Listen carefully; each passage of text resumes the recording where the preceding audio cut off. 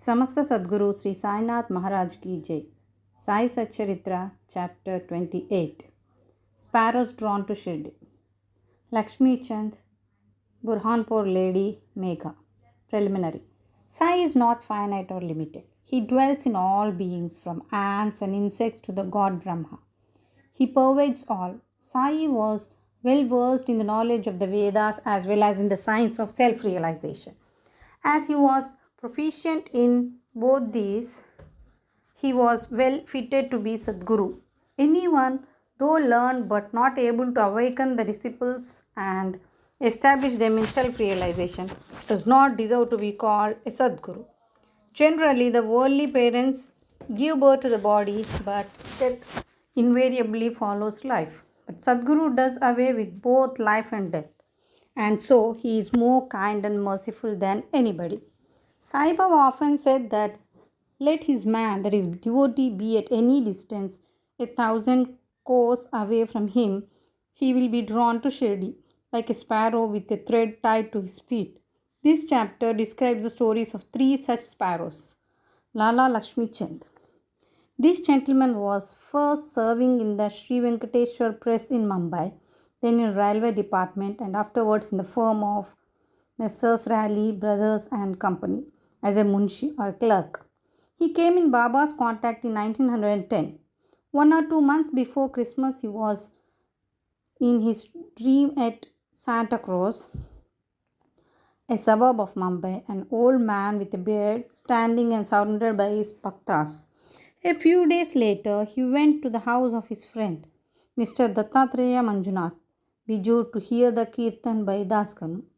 It was always the practice of Dasganu to keep Baba's picture in front of the audience. While doing the kirtan, Lakshmi Chand was surprised to see that the features of the old man he saw in his dream tallied exactly with those in the picture, and thus he came to the conclusion that old man he saw in his dream was Sai Baba himself. The sight of this picture, Dasganu's kirtan, and the life of the Saint Tukaram on which Dasganu discoursed, all these things made a deep impression on his mind and decided to go to Shirdi. It is always the experience of the Bhaktas that God always helps them in their research for Sadguru and other spiritual endeavors. That very night, a friend named Shankar Rao knocked at his door and asked him whether he would accompany him to Shirdi.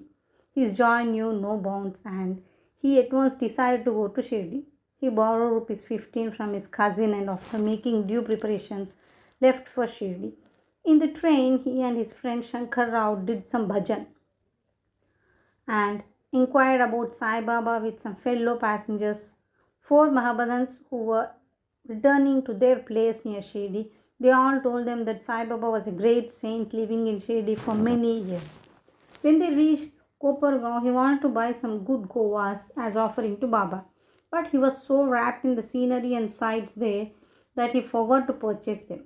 When they were nearing Shirdi, he was reminded of the govas. Just then, he saw an old woman with a gova basket on her head running after the tonga. The tonga was stopped and he gladly purchased some fruits. When the woman said, "Take all the rest and offer them on my behalf to Baba," the facts that he had intended to purchase govas had forgotten to do so.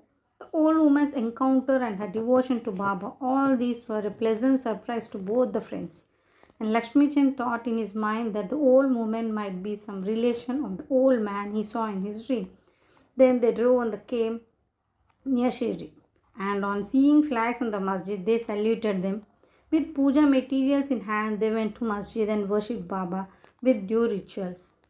Lakshmi Chand was much moved and was extremely happy to see Baba. He wrapped himself around with Baba's feet as a bee with a sweet-smelling lotus. Then Baba spoke as follows. "Cunning fellow, he does bhajan on the way and inquires from others. Why ask others? Everything we should see with our own eyes.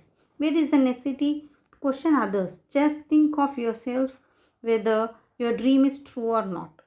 Where was the necessity of darshan by taking a loan from a Marwari? Is the heart's desire now satisfied?" Hearing these words, Lakshmi Chand was wonderstruck at Baba's omniscience. He was at loss to know how Baba came to know about all the things that had happened en route from his house to Shirdi. The chief thing to note in the respect is that Baba never liked people to borrow or take loan for his darshan or celebrating any holiday or making any pilgrimage. Sanza. At noon, when Lakshmi Chand was sitting for meals, he got some sanza, that is wheat pudding, from a devotee as prasad. He was pleased to have it. Next day also he expected it but got nothing. So he was anxious to get it again. Then on the third day at the noon, Aarti time, Bapu Sahib Jog asked Baba what Naivedya he should bring. Baba told him to bring sansa. Then the bhaktas bought two big potfuls of sansa. Lakshmi Chand was very hungry and there was some pain in his back. Then Baba said to him, "It is good that you are hungry. Take sansa and some medicine for the pain in the back." He was again wonderstruck to see that Baba again read his mind and spoke out what was passing therein. How omniscient was he! Evil eye. During this visit, he also witnessed one night the procession to the Chavdi. Baba then suffered much from cough. He thought that his suffering of Baba might be due to somebody's evil eye. Next morning, when he went to masjid, Baba spoke to Shama as follows: "I suffered last night from cough. Is it due to some evil eye?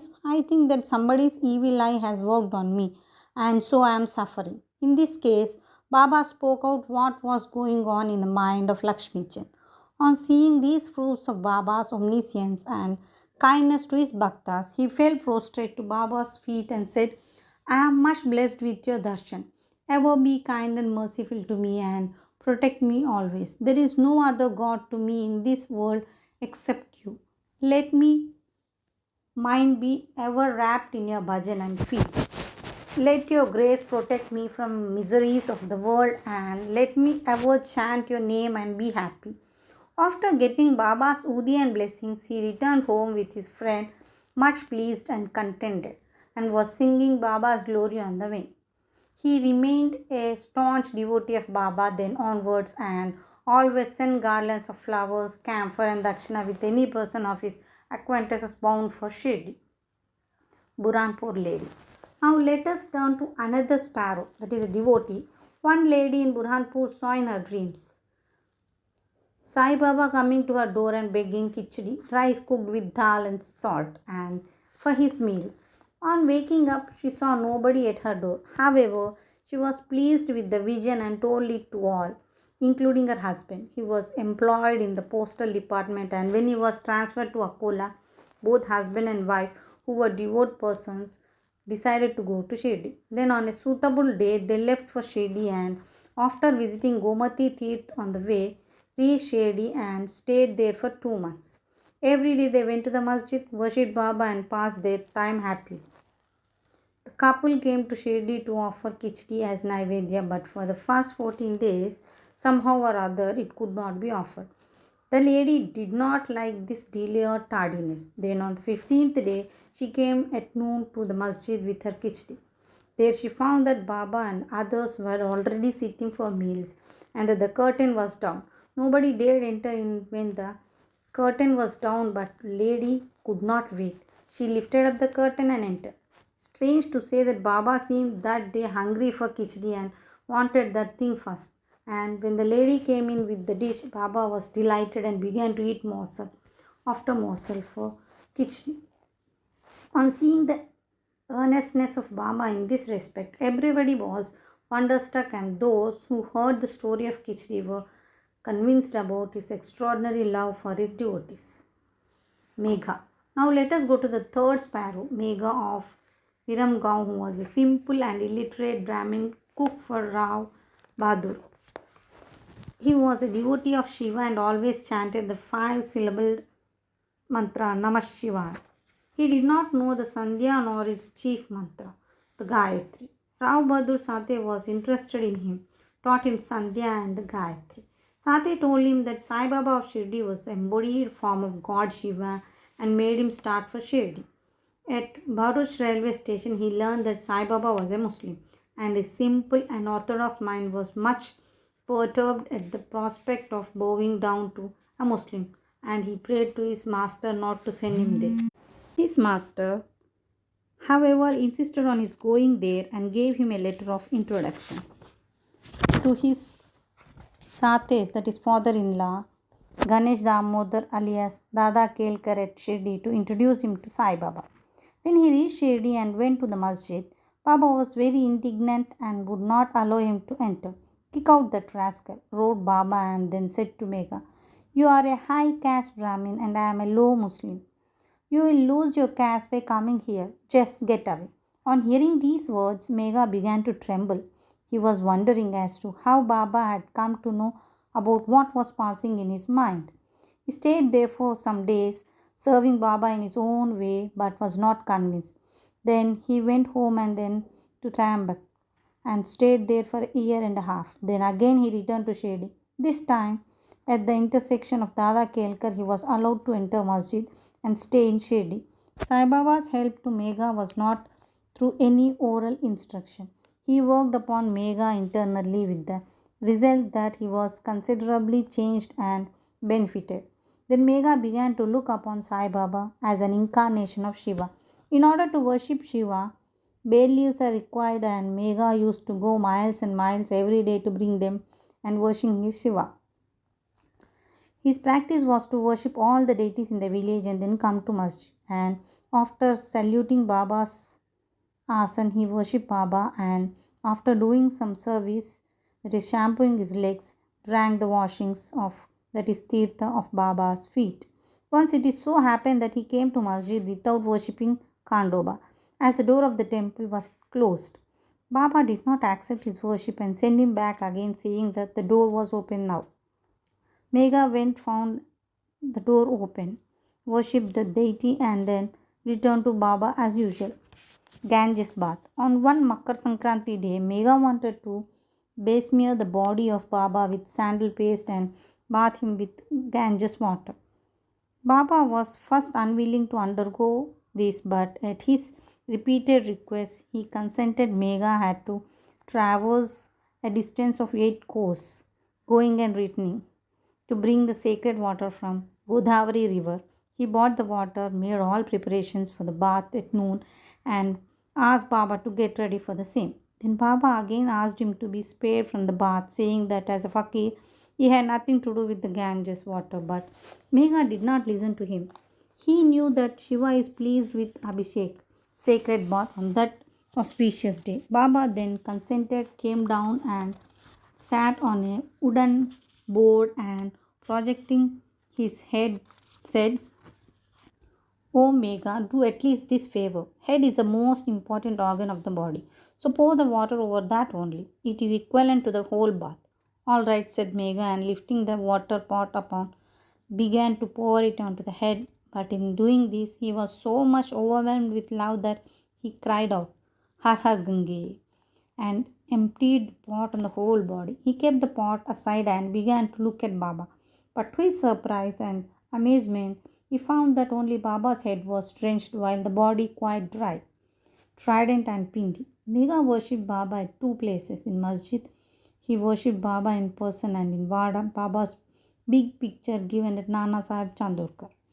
This he did for 12 months. Then, in order to appreciate his devotion and confirm his faith, Baba gave him a vision.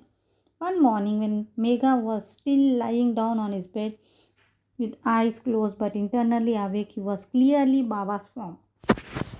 Baba, knowing him to awake through Akshata, that is rice grains marked red with kunkum, said, "Megha, draw a trident and disappear."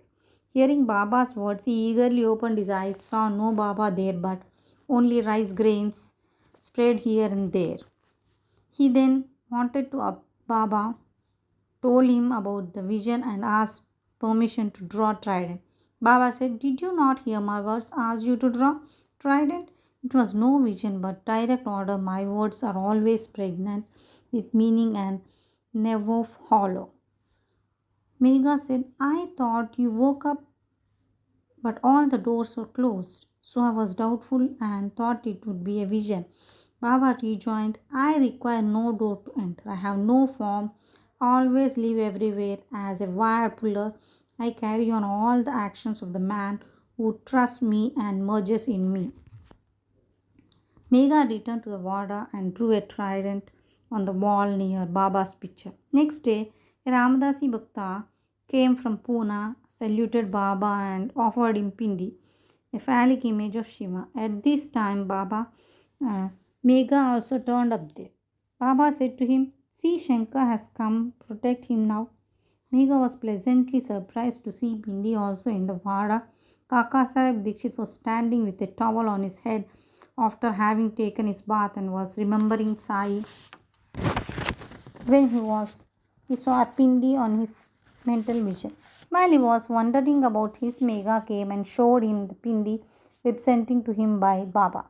Dikshit was happy to know that Pindi exactly tallied with the one he saw a few minutes before the vision. In a few days after the drawing of the trident was complete, Baba installed the Pindi near the big picture which Megha was worshipping. The worship of Shiva was dear to Megha, and by the drawing of a trident and the installation of Pindi, Baba confirmed his faith therein. After continuous service of Baba for many years, doing regular worship and arti every noon and evening, Megha passed away in 1912. Then Baba passed his hands over his mortal remains and said, "This was a true devotee of mine." Baba also ordered that his own expense the funeral dinner should be given to the Brahmins, and this order was carried out by Kaka Sahib Dikshit. Bow to Sri Sai. Peace be to all.